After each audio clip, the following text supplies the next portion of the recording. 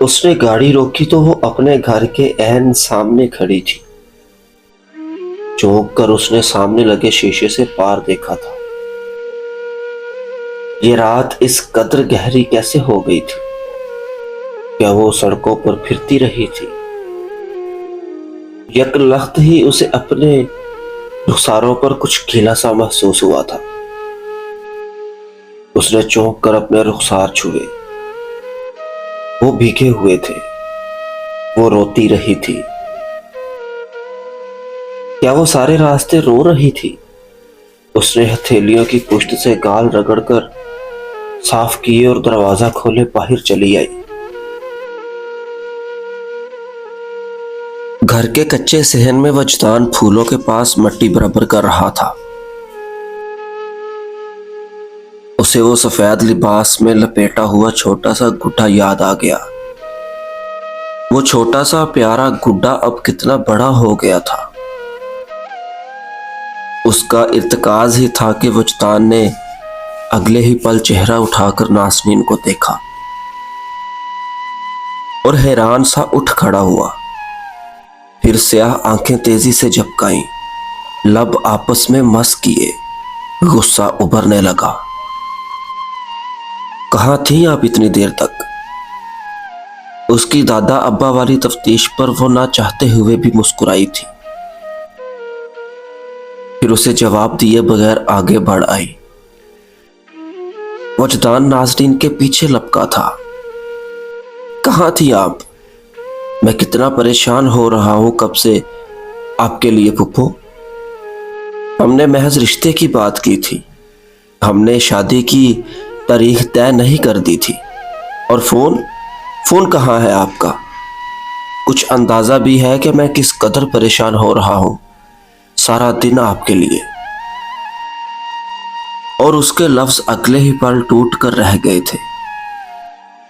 وہ آگے بڑھ کر اسے گلے لگا چکی تھی۔ وجی کا منہ ادھ کھلا رہ گیا تھا اور سیاہ آنکھیں ایک ہی نقطے پر ساکت رہ گئی تھی۔ پھپھو، اس کی بہت کمزور سی لرزتی آواز ابھری تھی۔ آنکھوں میں آنسو جمع ہونے لگے، حلق میں کچھ اٹکنے لگا تھا۔ وہ اس سے الگ ہوئی، پھر مسکراہٹ دبا کر اس کا چہرہ دیکھا۔ گو کہ اس کی آنکھیں اب تک رونے کے باعث گیلی ہو کر چمک رہی تھی، لیکن ناظرین پھر بھی مسکرا رہی تھی۔ کسی ایک کو تو مسکرانا ہی ہوتا ہے نا، وہ کیوں نہ سہی۔ میرے خلاف جاؤ گے تو یہ سب برداشت کرنا ہی پڑے گا تمہیں، ناظرین نے بے نیازی سے کہہ کر شانے اچکائے تھے۔ پھر پلٹ کر اپنا کندھے پر ٹنگا پرس کرسی پر ڈالا، پیر چڑھا کر اوپر تخت پر بیٹھی۔ بہت تھکا دینے والا دن تھا۔ اسے یوں گھر کی پرسکون شام میں بیٹھنا سکون دے گیا تھا۔ میں کیسے نہیں سمجھ سکتا آپ کو پھپھو؟ ہمیشہ سے میں آپ ہی کے ہاتھوں بلی جو ہوتا آ رہا ہوں۔ مجھے تو اب اس کی عادت ہو جانی چاہیے، لیکن ظلم کی عادت اب کوئی کیسے ڈالے؟ ظلم کی نہیں۔ وہ اس کے ساتھ تخت پر خفا خفا سا بیٹھ گیا تھا۔ ناسنین ہلکا سا آگے ہوئی، اس کے ماتھے پر بکھرے بالوں میں ہاتھ پھیر کر انہیں مزید بکھیرا۔ صرف پھپھو کے ظلم کی عادت ڈالو وجی، مزے سے کہا ناسنین نے۔ بہت اچھا طریقہ ہے ویسے اپنا چورن بیچنے کا۔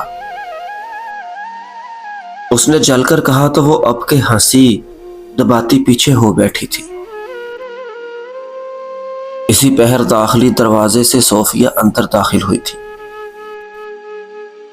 اسے تخت پر بیٹھا دیکھ کر ٹھٹک سی گئیں، پھر پاس چلی آئیں۔ سفید چادر کے حالے میں لپٹا ان کا سراپا آج بھی دمکتا تھا۔ اتنی دیر لگا دی نازو، کم از کم فون کر کے ہی اطلاع کر دیا کرو۔ میں اور وجدان سوکھ گئے تھے انتظار میں۔ اس نے مسکرا کر ان کی جانب دیکھا تھا۔ कल की बदमज़गी कहीं खो गई थी। वो बेहद नॉर्मल लग रही थी। उसे नॉर्मल देखकर सोफिया और वजदान ने पुरसुकून सी सांस खारिज की थी। अम्मी, मुझे बताना याद नहीं रहा, सॉरी। बस काम कुछ ज्यादा था, यूनी में तो देर हो गई। आइंदा से नहीं होगा ऐसा। अच्छा, खाना लगा दूं? जी लगा दें, मैं हाथ धोकर आती हूँ। और हाँ अम्मी, सोफिया जो अगले ही लम्हे पलटने लगी थी ठहर सी गई। फिर उसे देखा, वो अब दोनों हाथों से हस्बे आदत बालों को समेटकर जूड़ा बना रही थी। शाइस्ता ताई से कहते रिश्ते का एक दफा देख लेने में कोई कबाहत नहीं। अगर वो शख्स मेरी कुछ शराइत पर राजी हो गया तो मैं हाँ करने में कोई तरद्दुद नहीं करूंगी। नासनीन पुरसुकून से अंदाज में कहकर कच्चे सहन में लगे बेसन की जानिब बढ़ी तो सोफिया और वजदान ने यकदम चौंक कर एक दूसरे की जानिब देखा। फिर दोनों ने एक साथ ही उस जूड़े वाली लड़की को देखा जो अपना फैसला सुनाए अब आसानी के साथ हाथ धो रही थी। सोफिया ने अगली कोई बात किए बगैर कदम किचन की जानिब बढ़ाए ताकि खाना गर्म कर सके। लेकिन अब सोफिया के लबों से मुस्कुराहट नहीं हट रही थी। आज बहुत दिनों बाद सफेद सुतून वाले घर में एक साथ खाना खाया जाना था, खुशगवार और हल्के फुल्के से माहौल में। हरम यूनी के बाद भी एक फासले पर नासनीन के पीछे ही था और उसके पीछे चलते हुए वो गहरी हैरत का शिकार भी हुआ था कि वो इतनी सड़कें क्यों माप रही थी। क्या वो ज़हनी इंतशार का शिकार थी? गुड, अगर ऐसा था तो उस तक पहुंचने के रास्ते आसान होते जाएंगे। उसने सर हिलाकर खुद को सराहा था। फिर गाड़ी सड़क की इतराफ में एक तरफ रोक कर उतर आया। अब क्लिनिक तक उसे खुद चलकर जाना था। उसने क्लिनिक का दरवाजा खोला तो उसके ऊपर लगी घंटी बज उठी। सारंग जो शीशे के ब्लॉक्स के सामने इस्तादा था चौंका, गर्दन फेरकर उसकी जानिब देखा, साथ ही उसे मशकूक आंखों से घूरा भी। उसने निगाह को यूं नजरअंदाज किया गोया देखा ही ना हो। हरम दरवाजा खोलता हुआ आगे बढ़ आया था। तुमने कम्युनिकेटर क्यों निकाल दिया था? मुझे भी सुनना था कि वो क्या जवाब देती है। उसने अपनी जुबान मुंह में एक तरफ फेरी, ऐसे कि उसका रुखसार एक जानिब से उभरा हुआ महसूस होने लगा था और चेहरे पर तासुरात ऐसे थे कि हटो ना यार सामने से। कुछ पूछ रहा हूं मैं, उसने तंग कर पूछा तो उसने बेजार होकर उसे हाथ से परे कर दिया था। फिर जाकर दूर लगे सोफे पर बैठ गया, टांगें सामने फैला ली और सामने लगे टीवी पर कोई फिल्म चल रही थी। सारंग ने गहरा सांस लिया और फिर एहतियातन दरवाजा खोलकर बाहर झांका।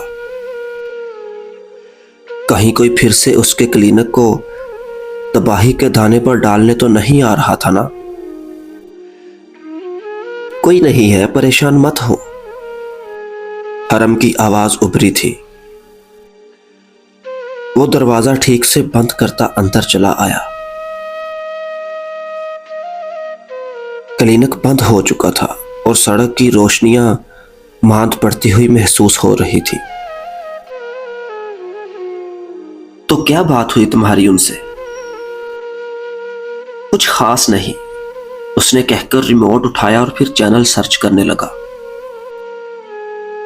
सारंग की घुरी पर उसे रिमोट रखकर इंसानों की तरह बताना ही पड़ा।